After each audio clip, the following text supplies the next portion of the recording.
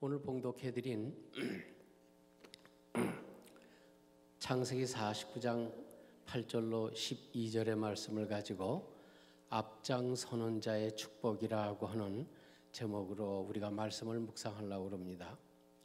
한 나라나 한 집안이나 교회나 그 안을 이렇게 들여다보면 그 중에는 자기가 할 일, 자기가 해야 할 일을 자기네가 처한 형편과 상황을 판단해서 정말 이 일을 과감하게 앞장서서 하는 그런 분들이 계세요. 참 복이 있는 분들이죠. 참 눈부신 분들입니다. 바로 이분들로 인해서 그 나라가, 그 집안, 그 교회가 일어서게 되고 복을 받게 되고 복을 받을 뿐만 아니라 한 걸음 더 나아가서 그들을 향하신 하나님의 경륜, 하나님의 섭리, 하나님의 계획이 펼쳐지고 완성되는 것을 우리가 눈으로 봅니다. 그게 바로 성경의 드라마 아닙니까? 오늘 본문은 한 집안의 이야기입니다. 야곱의 집안입니다. 한 집안에서 자녀들을 얻는 것은, 특별히 아들들이 태어나는 것은 하나님의 크신 축복입니다. 그런데 이스라엘이나 우리나라를 보면 그 풍습이 같습니다. 그 자녀들이 출생하는 순서가 곧 그 집안의 위계 질서가 되는 것이에요. 장유 유서에 따라서 그 집안의 장자권이 결정되죠. 그런데 성경에 보면은 하나님은 그렇지 않습니다. 하나님은 태어난 순서가 아니라 그 집안의 자녀들 가운데 누가 정말 하나님의 일을 또 믿음의 삶을 하나님 앞에서 진실하고 충성스럽게 하고 충성스럽게 살며 그 일을 앞장서서 잘 감당하느냐에 따라서 장자와 장자권을 정하시고 이것을 위탁하셨어요. 여러분, 우리가 성경을 많이 읽었지만 한번 다시 봅니다. 아담과 하와의 가정을 봅니다. 그 가정을 봐도 그래요. 두 아들이 있습니다. 가인과 아벨이 있죠. 그 가운데서 하나님은 아벨을 택하셨어요. 아브라함과 사라의 가정을 봅니다. 그 가정도 그렇습니다. 두 아들이 있어요. 이스마엘과 이삭이 있었습니다. 그러나 하나님은 이삭을 택하셨습니다. 이삭과 리브가의 가정을 봐도 그렇습니다. 그 가문을 책임질 사람으로 아들로 에서와 야곱 가운데서 하나님은 야곱을 택하셨습니다. 요셉의 가정을 봐도 그렇습니다. 두 아들이 있었습니다. 므낫세와 에브라임이 있었습니다. 그러나 하나님은 므낫세가 아니라 에브라임을 택하셨습니다. 오늘의 본문이 야곱의 가정을 보아도 그렇습니다. 장자인 루벤과 넷째 아들인 유다 사이에서 하나님은 유다를 택하셨습니다.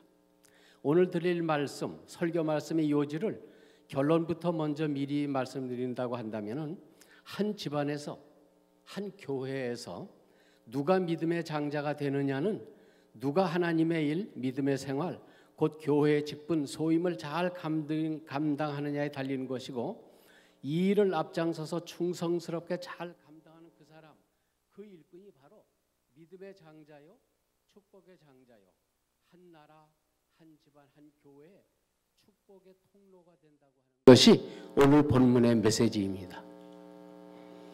오늘 본문을 좀 더 구체적으로 보면은 이제 임종을 눈앞에 둔 야곱이 그의 12아들들에게 예언적인 축복의 메시지를 전해주는데, 나이 순서가 아닙니다. 모계에 따라서, 어머니에 따라서 축복을 합니다. 제일 먼저 레아에게서 난 6아들을 축복했습니다.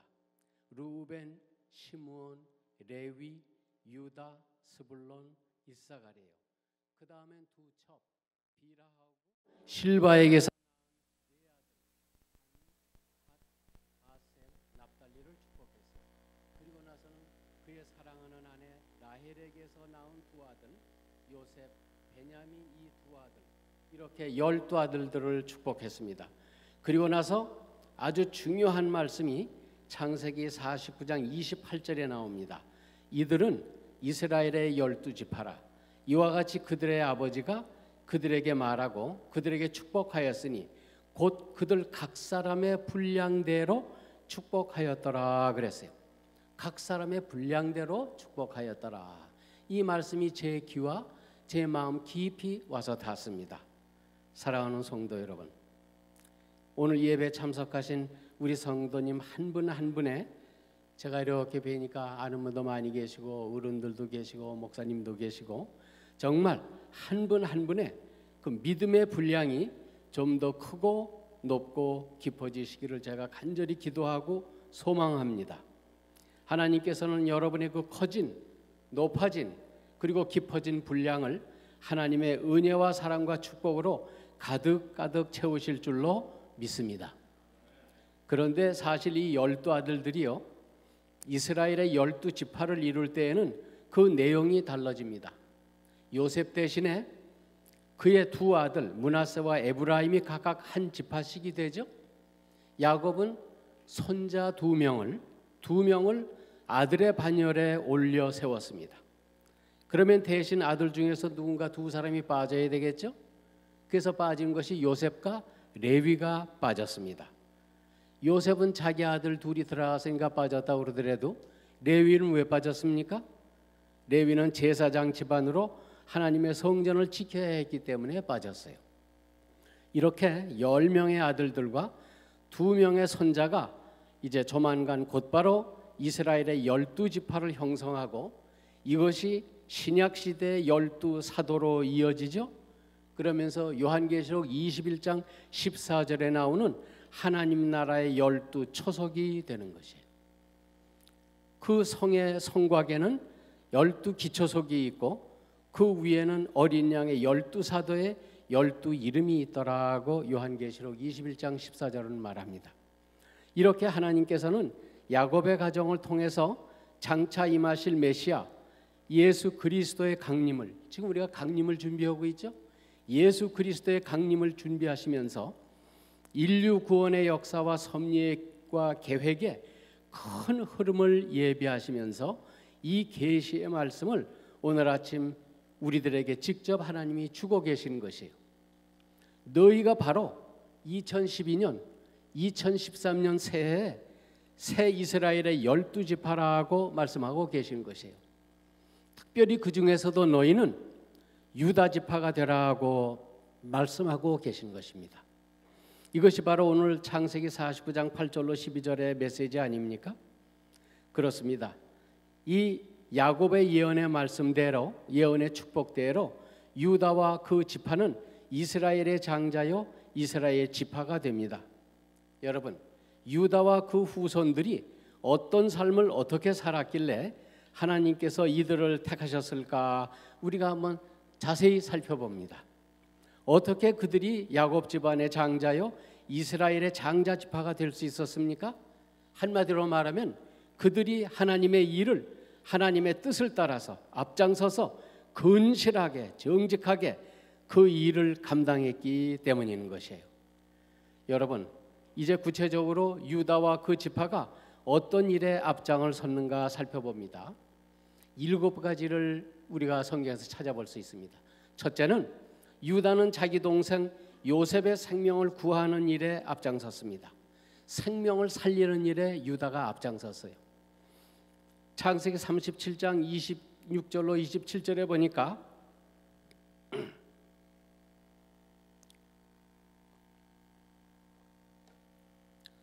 유다가 자기 형제에게 이르되 우리가 우리 동생을 죽이고 그의 피를 덮어둔들, 그의 피를 은닉한들 무엇이 유익할까?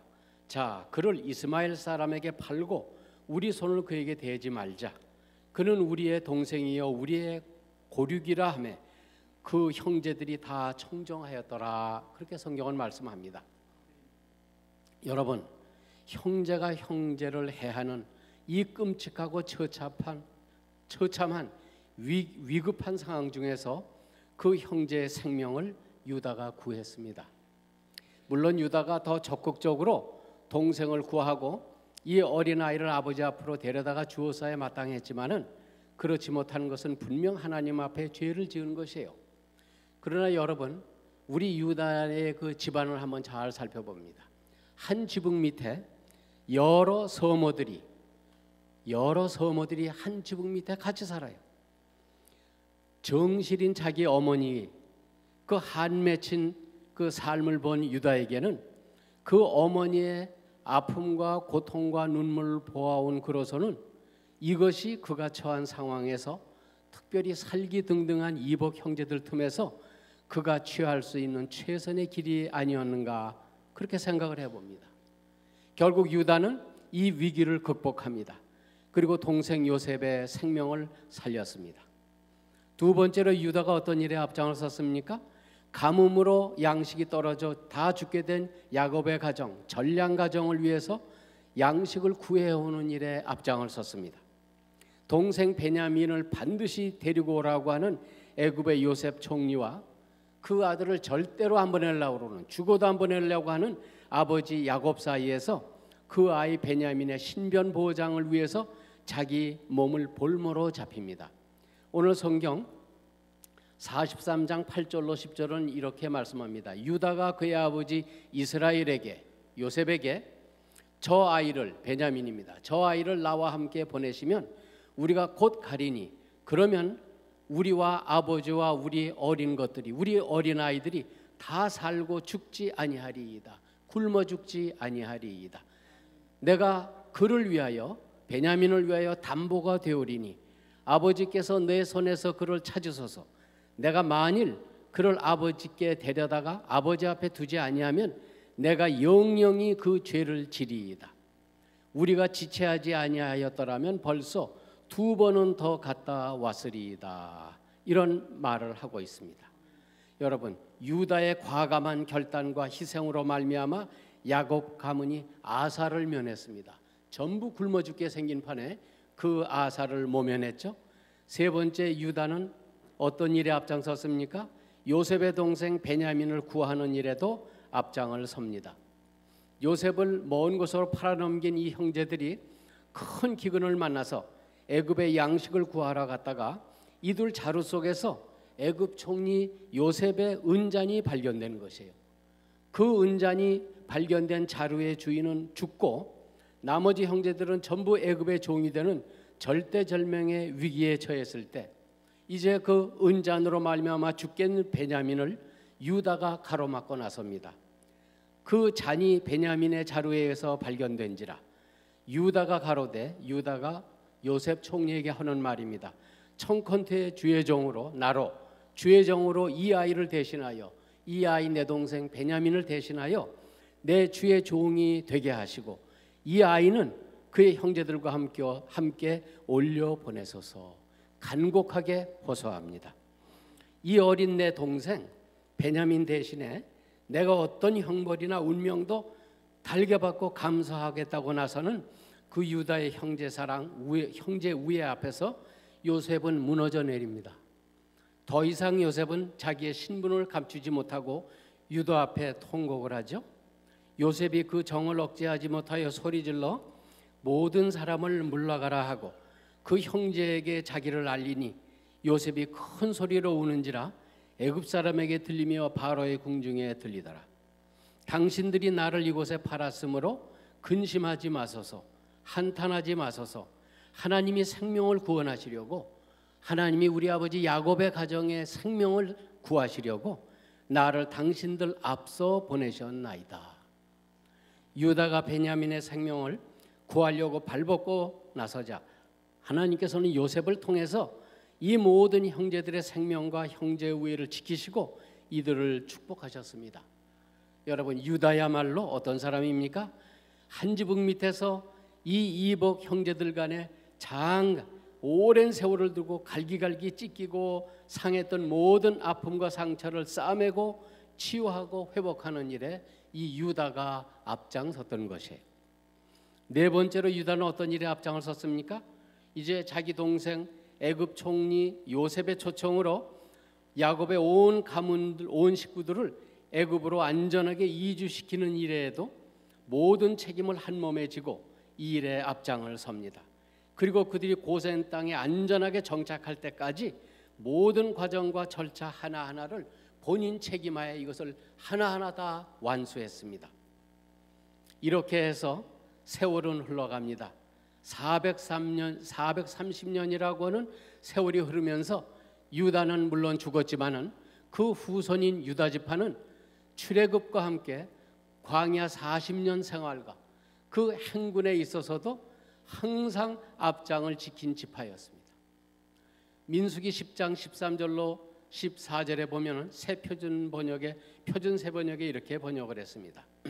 이와 같이 그들이 이스라엘 자손들이 행군하기를 시작하였는데 최선봉 맨 앞에는 유다 자손이 자기 부대의 깃발을 앞세우고 부대별로 정렬하여 출발하였다.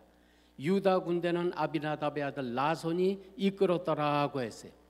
28절에 보면 이런 말이 나옵니다. 이것은 이스라엘 자손이 부대별로 정렬하여 행군할 때의 행군 순서였더라 그랬어요. 다시 말하면 항상 이 순서는 행군하는 순서였더라 그랬습니다. 즉 12지파의 행군 순서 가운데 항상 앞장서 나간 유다 지파를 하나님이 기뻐하신 줄 믿습니다. 여섯 번째, 유다 지파가 무슨 일에 앞장을 섰습니까? 유다 지파는 행군 때뿐만 아니라 가나안 땅을 정복하는 전쟁에서도 그 앞장을 지켰습니다. 사사기서 1장 1절에 보니까 이런 말씀이 나와요. 여호수아가 죽은 후에, 지도자 여호수아가 죽은 후에 이스라엘 자손이 여호와께 묻자와 가로되 우리 중 누가 먼저 올라가서 가나안 사람과 싸우리이까? 여호와께서 가라사대 유다가 올라갈지니라. 보라, 내가 이 땅을 그의 손에 넘겨 주었노라. 계속해서 1장 8절로 10절에 보니까 유다 자손이 예루살렘을 쳐서 점령하여 그 성을 불살랐으며 그 후에 유다 자손이 내려가서 산지와 남방과 평지에 거주하는 가나안 사람과 싸웠고 유다가 또 가서 헤브론에 거주하는 가나안 족속을 쳐서 세세와 아히만과 달메를 죽였더라 그랬습니다. 우리 한번 생각해 봅니다. 여러분, 전쟁에 있어서 앞장선다고 그러는 것은 무엇을 말합니까? 생명을 내놓는 거예요. 희생을 각오하는 것입니다. 죽음을 준비하지 않고는 앞장을 설 수가 없는 거죠. 12지파 가운데 유다 지파를 앞세우시는 하나님께서는 하나님의 크신 뜻과 섭리가 계셨음을 봅니다. 하나님의 일, 하나님의 전쟁을 위해서 이렇게 앞장선 그들에게 하나님께서는 예루살렘을 정복하는 축복을 그들에게 허락하여 주셨던 것이에요. 마지막 일곱 번째, 유다 지파가 어떤 일에 앞장섰습니까? 느헤미야서에 볼 것 같으면은 바벨론 포로 귀환 후에 전부 파괴된 예루살렘 성전을 복귀할 때, 저도 이 말씀을 읽으면서 6.25 사변 그 직후에 저희도 광나루를 거쳐서 들어왔어요. 길이 전부가 파괴됐고 건물 보이는 건 남대문 시청, 중앙청 그것밖에 없었어요. 전부가 잿더미였습니다. 이렇게 완전히 파괴된 예루살렘 성전을 복구하고 받들어 섬기는 일에 또다시 유다 지파가 앞장을 섭니다. 느헤미야서 13장 10절로 12절에 보니까 내가 또 알아본즉 레위 사람들이 자기들의 받을 몫을 주지 아니하였으므로, 자기가 받을 몫을 받질 못했어요. 그 직무를 행하는 레위 사람들과 노래하는 자들이 각기 자기 밭으로 도망하였기로 내가 모든 민장을 꾸짖어 이르기를 하나님의 전이 어찌하여 버린 바 되었느냐 하고 곧 레위 사람을 불러 모아 다시 제자리에 세웠더니 이에 온 유다가 곡식과 새 포도주와 기름의 11조를 가져다가 곡간에 드리더라 그랬습니다. 당시 유다 총독이었던 느헤미야는 하나님의 성전이 11조 헌금 헌납이 이루어지지 않아서 레위인들이 하나님의 직무를 포기하고 자기의 생계, 자기가 살기 위해서 고향으로 농사일로 다 떠나버리는 것을 보고 크게 분개했습니다. 이때에도 유다 지파의 자손들이 곡식과 새 포도주와 기름의 11조를 들여서 하나님의 곡간에 양식을 채우는 그 일에 앞장섰던 것을 성경은 증언하고 있는 것이에요. 사랑하는 성도 여러분, 우리는 오늘 아침 한번 냉철하게 생각해 봅니다. 우리들은 하나님의 일에 이렇게 앞장서는 유다 지파에게서 많은 것을 깨닫고 배우게 되는 것이죠. 두 번째로, 유다 지파가 이렇게 하나님을 위해서, 하나님의 사역을 위해서 이토록 앞장서서 애쓰고 수고한 결과 하나님으로부터 어떤 축복을 받았는가를 살펴보므로 정말 우리들이 용기와 힘을 얻기를 바랍니다. 첫째로 어떤 복을 얻었습니까? 그 가문 유대 족속이 창성하고 번창하였습니다. 이스라엘 역사를 보면 그들이 출애굽해서 시내 광야에 들어섰던 그 첫 번째 들어섰을 때, 그리고 광야 생활 40년을 청산하면서 가나안 땅으로 들어가기 직전 모압 평지에서 이렇게 두 번에 걸쳐서 인구 조사를 했습니다. 그래 민수기에 보면은, 민수기란 뜻이 뭐죠? 백성 민자에 계수한다는 숫자 아닙니까? 백성을 세웠다 그런 책, 그 책이 민수기에 보면은 첫 번째 인구 조사 결과 이스라엘 백성 20세 이상 남자 장정을 말합니다. 쉽게 말하면 전쟁터에 나갈 수 있는 사람, 그 사람들이 60만 3,550명이었던 것이 40년 후 모압 평지에서 다시 두 번째 인구 조사를 했을 때에는 인구가 60만 1,730명으로 줄어들었습니다. 줄었어요, 인구가. 여러분, 그 줄어든 이유가 무엇입니까? 민수기 26장 64절 이하에 보면 인구가 줄어든 이유를 이렇게 설명합니다. 모세와 제사장 아론이 시내 광야에서 먼저 계수한 1차 인구 조사 때 이스라엘 자손은 한 사람도 들지 못하였으니 이는 여호와께서 그들에게 대하여 말씀하시기를 그들이 반드시 광야에서 죽으리라 하셨습니다. 이러므로 여분네 아들 갈렙과 눈의 아들 여호수아 이외에는 한 사람도 남지 아니하였더라 그랬습니다. 여러분, 우리 한번 생각해 봅니다. 이스라엘 백성들이 광야에서 고생도 했지만 그 사람들이 한 일이 무엇이었습니까? 입만 열면 하나님께 불평, 불만, 불순종한 그 세대 아니에요? 이 세대는 광야에서 다 죽고 그 이후의 세대만이 살아남았기 때문에 40년 만에 다시 한 두 번째 인구조사에서는 오히려 인구가 훨씬 줄어들었던 것입니다. 그런데 여러분, 놀라운 일이 있습니다. 다른 지파들은 인구가 다 줄어들었는데도 유다 지파는 74,600명에서 76,500명으로 오히려 늘었습니다. 우리 한번 생각해 보세요. 항상 위험한 일, 목숨을 바쳐야 하는 그 전쟁의 앞장섬으로 다른 지파보다 월등히 인명피해가 심했던 것을 감안하면 이것은 진실로 기적입니다, 여러분. 안 그렇습니까? 일반 전술학상으로 볼 때 공격하는 부대의 인명손실은 방어하는 부대의 인명손실의 3배가 됩니다. 그래서 3배 병력이 넘지 않으면 절대 공격을 할 수 없는 게 이게 보병의 기본법입니다. 우리가 한번 상상을 해보세요. 그런 어려운 가운데서 유다 지파가 어떻게 이렇게 오히려 인구가 늘었을까? 저는 이것은 하나님의 축복이라고 믿습니다.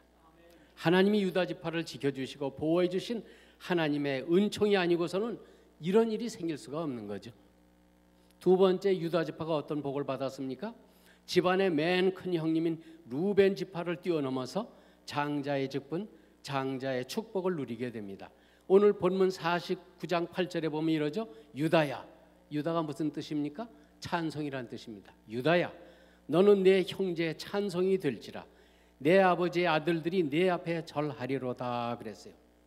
이보다 앞서서 46장 28절에도 보니까 야곱이 유다를 요셉에게 미리 보내요. 자기를 고센으로 인도하게 하고 모두가 고센 땅에 이르렀더라 그랬습니다. 무슨 말입니까? 이미 집안에서뿐만 아니라 대외적으로도 유다는 야곱의 가문을 대표하는 명실공히 장자의 직분을 수행하고 있었던 것이에요. 먼 훗날 마태복음, 신약성경 마태복음 1장 2절에도 보면 첫 번에 이런 말이 나와요. 아브라함이 이삭을 낳고 이삭은 야곱을 낳고 야곱은 유다와 그 형제를 낳고 그랬어요. 장자권을 가진 아들들의 이름을 쭉 나열하면서 야곱 가문의 유다와 그 형제들이라 그랬습니까? 이와 같이 여러분, 정말 신약성경 그 첫머리에도 유다를 야곱 가정의 장자로 성령님께서 온 천하에 선포하고 계심을 우리가 볼 수 있는 것이에요. 그렇습니다. 하나님을 중심으로 사랑하는 자식이 많지만요, 하나님의 일, 하나님의 사역에 온 정성을 쏟고 믿음 생활에 앞서가는 자식, 교회 직분에 충성하는 자식, 여러분 기억하세요. 바로 그 자식이 그 집안의 장자인 것이에요. 이것이 하나님의 법칙이고 이것이 하나님의 축복인 것입니다. 세 번째, 유다 지파가 어떤 축복을 받았습니까? 유다 가문에서 통치자 곧 임금이 가장 많이 나왔습니다. 이스라엘 남북 왕조를 합치고 통일왕국 시대까지 다 합쳐서 이스라엘을 통치한 통치자 임금이 모두 42명이에요. 그 중에서 21명이 유다 지파입니다. 특별히 남왕국 유다 왕국은 아합의 딸이었던 아달리아 임금의 7년 통치를 빼면 나머지 전부가 전원이 다 유다 지파 출신 임금들이에요. 오늘 성경 본문 10절에서 그 아버지 야곱이 무엇이라고 예언을 합니까? 오늘 10절 말씀 보니까 규가, 전에는 홀이라고 그랬어요. 먼저 번역해서 홀, 규가, 임금의 패죠. 그것이 유다를 떠나지 아니하며 통치자의 지팡이가 그 발 사이에서 떠나지 아니하기를 실로가 오시기까지, 메시아가 오시기까지 이르리니 그에게 모든 백성이 복종하리로다라고 말씀하고 계시는 것이에요. 이 성경 말씀대로 하나님은 유다와 그 지파를 축복하셨던 것이에요. 이스라엘의 왕통을 지키게 하셨던 것입니다. 네 번째 어떤 축복을 받았습니까? 유다 가문 유다 지파가 이스라엘 땅의 중심부, 심장부를 차지하게 됩니다. 남쪽으로는 가데스 바네아에서부터 북쪽으로는 예루살렘 시온성에 이르기까지 이스라엘의 중심지역 전역을 하나도 빠뜨리지 않고 유다 지파가 차지했습니다. 그 결과 유다 지파는 베냐민 지파와 끝까지 하나가 되어서 마침내 이스라엘을 지켜내죠.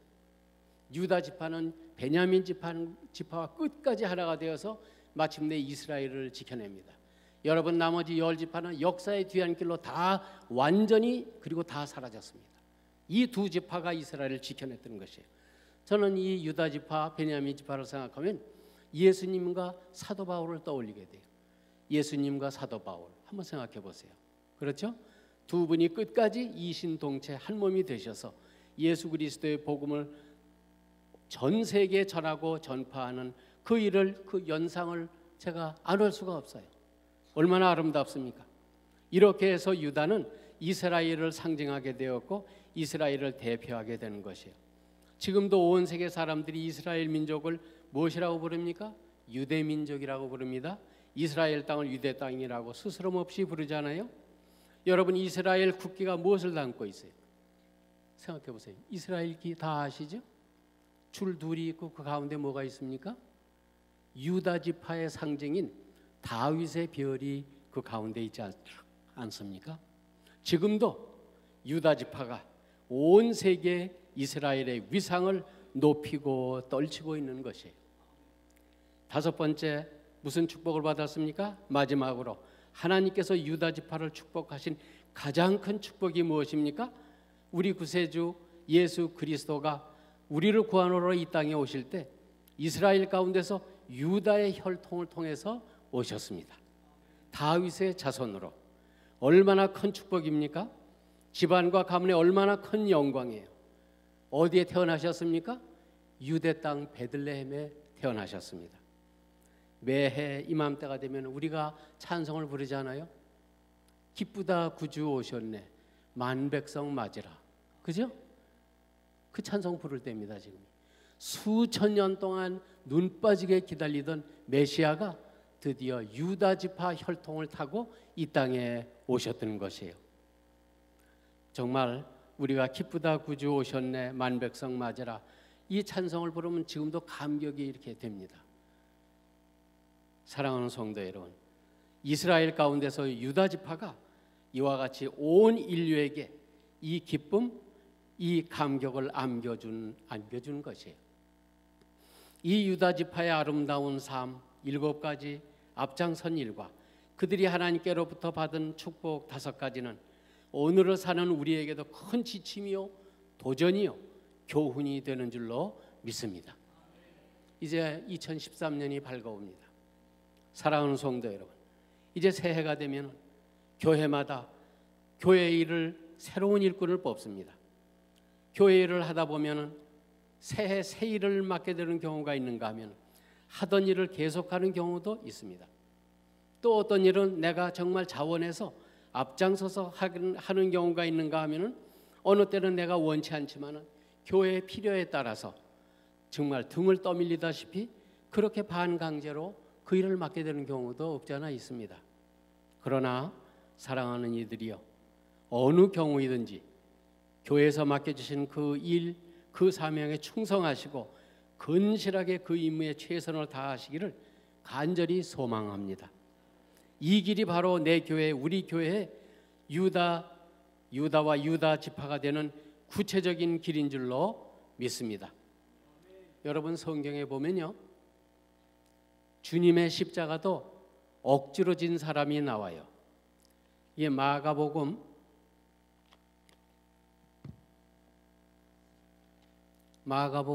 15장 22절 이하에 보면 이런 말씀이 나옵니다. 21절 이하에 보니까 마침 알렉산더와 루포의 아버지인 구레네 사람 시몬이 그랬어요. 마가복음이 기록될 때에는 벌써 시내의 이 구레네 시몬 가정이 유명해서 아들들이 벌써 명사가 됐길래 그 이름이 여기에 실렸죠. 알렉산더와 루포의 아버지인 구레네 사람 시몬이 시골로부터 와서 지나가는데 그들이 누굽니까? 로마 병정들이 그를 억지로 같이 가게 하여 예수의 십자가를 지우고 예수를 끌고 골고다라 하는 곳에 이르렀더라 그랬습니다. 로마서 16장 마지막 인사하는데 13절에 보니까 사도 바울의 문안 인사입니다. 주 안에서 택하심을 입은 루포와, 그 같은 루포예요. 루포와 그의 어머니에게 문안하라. 그의 어머니는 곧 내 어머니니라. 한번 우리가 상상을 해봅니다. 그가 구레네 시몬이 주님의 십자가를 어떻게 졌습니까? 반강제로 졌습니다. 세상 말로 얘기하면 아주 운이 없어서 등 떠밀리다시피 진 십자가예요.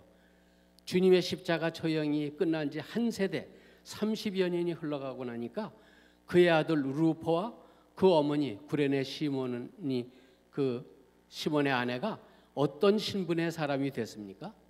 사도 바울의 정중한 문안 인사를 받는 분들이 되었어요. 그렇죠? 사도 바울의 존경 어린 문우 인사를 받는 집안이 되었던 것이에요. 유대의 역사가였던 요세푸스의 그 기록에 보면은 당시 소아시아 지방의 감독들 이름이 쭉 나열되어 있습니다. 그런데 그 중에 보면은 구레네 시몬의 아들 그 루포의 이름이 거기에 나와 있어요. 라퍼스라고 그래가지고 그 이름이 거기에 나와 있습니다. 무슨 말입니까? 그가 서머나 지방의 감독이 되었던 것이, 그 어머니 시몬의 아내는 사도 바울을 아들과 같이 돌보고 아들과 같이 뒷바라지하며 아들과 같이 그를 키워낸 영적인 어머니가 되신 것이에요. 우리 한번 생각해 봅니다. 여러분, 정말 이 집안이 세계 선교의 문을 연 위대한 가문이 되지 않았습니까? 그렇죠? 구레네 시몬의 가정이 말이죠. 그렇습니다, 여러분. 누군가가 억지로 진 그 십자가 위에서 주님은 인류 구원 사역의 큰 일을 완성하실 수가 있었고, 구레네 시몬도 그 아내도 그 아들 루포도 사도 바울도 세계 선교의 위협을 감당할 수가 있었던 것이에요. 우리 한번 생각해 보세요. 오늘 아침에 억지로 진 그 십자가 때문에 여러분 한 분 한 분도 저도 오늘 이 자리에 모여서 예배를 드리게 된 줄로 믿습니다. 안 그렇습니까? 억지로 진 십자가. 사랑하는 성도 여러분, 교회 직분이 참 그렇게 크게 보이지 않습니다. 별것 아닌 것 같아요. 우스워 보여요.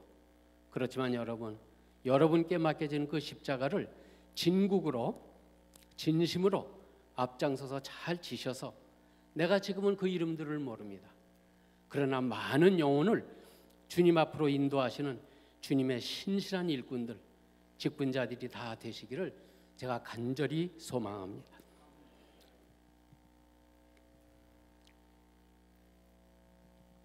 주님께서 내가 맡겨주신 그 일, 2013년 새해 교회 안의 그 사명에 앞장서서 충성하시고, 여러분의 집안이 설사 지금은 별 집안 아닌 것 같지만은 유다의 집안과 같이, 구레네 시몬의 집안과 같이 하나님 앞에 큰 상, 큰 축복을 받으시는 영광의 가문을 이루시기를 제가 주님의 이름으로 축원합니다. 기도하시겠습니다. 거룩하신 아버지 하나님, 감사합니다. 지금 주님의 사랑하는 남종 여종들이 주님 앞에 머리 숙였습니다. 귀한 직분을 감당할 주의 종들입니다. 2013년에는 새해에는 이 귀한 직분을 충성스럽게 감당하는 복된 성도님 한 분 한 분 되게 하시고 정말로 복된 교회 아스토리아 한인교회가 되도록 두 손 높이 들어 축복하시고 성도님 한 분 한 분 손을 잡고 함께 이 한 해를 걸어가시는 귀한 은총이 모든 분들과 함께 하시기를 간절히 간구합니다. 예수님 이름으로 기도하옵나이다. 아멘.